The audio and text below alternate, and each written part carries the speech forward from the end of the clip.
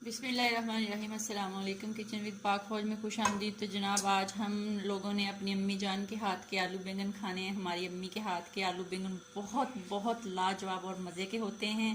तो समझ लें आज ज़ुबैदा आपा के हाथ की जो सालन बन रही है। मेरी अम्मी का नाम ज़ुबैदा खातून है।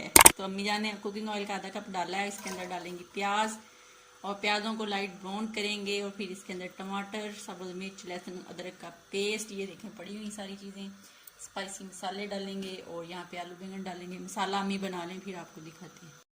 तो यहाँ पे जनाब मसाला अम्मी ने बना के अंदर आलू बैंगन डाल दिए। तो ये देखें अब अच्छे से मिक्स करेंगी और मिक्स करके इसको हम 5 मिनट के लिए हल्की आंच पे पकने के लिए रखेंगे। 5 मिनट के बाद दोबारा आपको दिखाएंगे।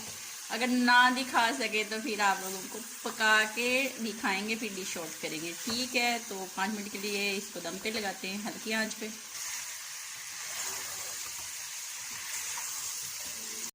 तो जनाब 5 से 6 मिनट हो गए हैं। एक दफ़ा चेक कर लेते हैं। तो माशाल्लाह बस 2-3 मिनट और में हमारे जो आलू बैंगन अम्मी जान ने बनाए हैं वो रेडी हो जाएंगे। तो फिर इसको डिश आउट करेंगे और आपको दिखाएंगे।